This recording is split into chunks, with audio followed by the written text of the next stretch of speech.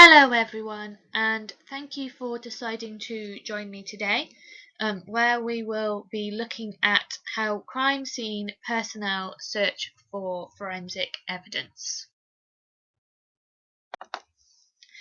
Right then, so what sort of things are we going to be looking at today?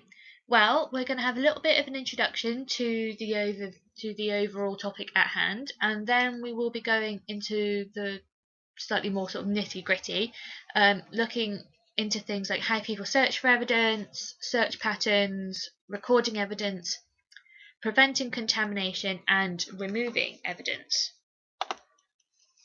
Okay then, so the quality and thoroughness of a search for evidence can make and break a criminal investigation because there are usually no second chances. Once the search has been completed and the crime scene is released from its secure cordon, valuable clues may be destroyed, removed, or rendered worthless as evidence in court. No crime scene can be secured indefinitely in order to safeguard the evidence it contains.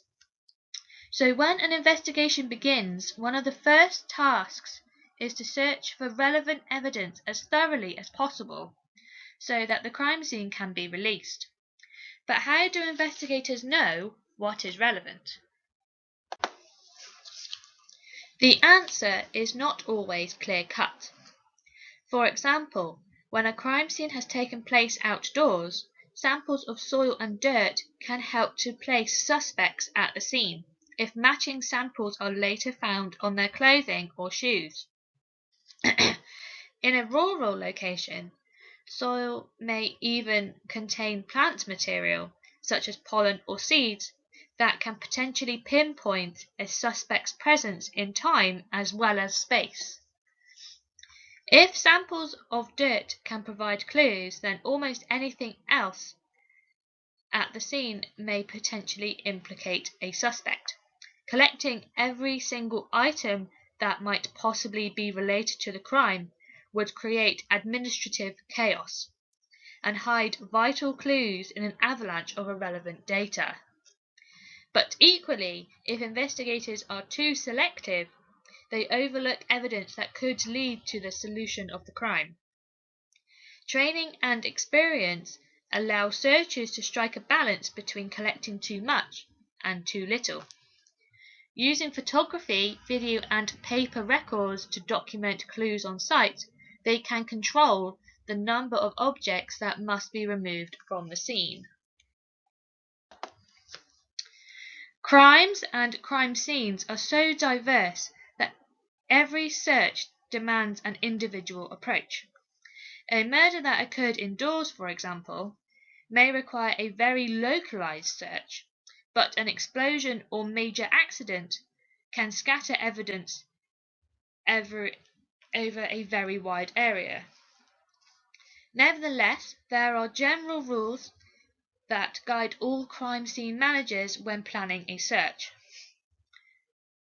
The nature of the crime scene often dictates the search order. Outdoor areas are searched first because weather can damage or destroy evidence. Public areas are a high priority because they are most difficult to secure than private spaces. If the removal of a body cannot take place until the area around it has been searched, then that search is the priority. Searches of a suspect's entry and exit routes are more likely to produce results than searches of the peripheral areas.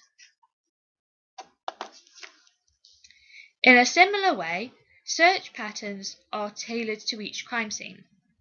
Large open areas such as parks or fields lend themselves to a line search in which investigators stand in a straight line and move forward together.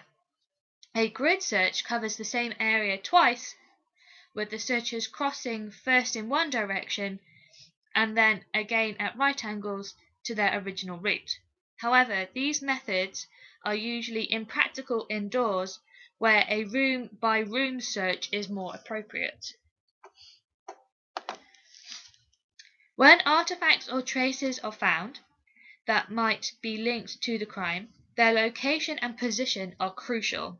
Before they are Before they are removed, they are photographed and their position is logged relative to the fixed points of reference. This helps to reconstruct the crime scene as a sketch, a solid model, or increasingly a virtual model on a computer.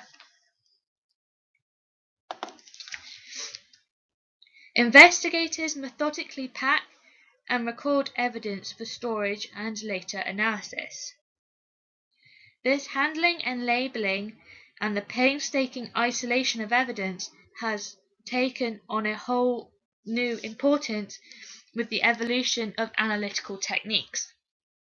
The most advanced DNA analysis methods can match a suspect's identity from a microscopically small biological sample recovered from the scene. But the match is useless if the sample is contaminated by the DNA of the searcher who found it. There are two main reasons for packing and recording evidence methodically. Not only do the containers protect the contents from contamination and natural decay, but they also help to prove that evidence has not been deliberately removed, added to, or altered. Evidence containers are sealed in such a way that tampering is obvious. Coupled with careful record keeping, this helps to establish the chain of custody, a list of everyone who handled the item between the crime scene and the courtroom. Okay, and that concludes this very short video on searching for evidence.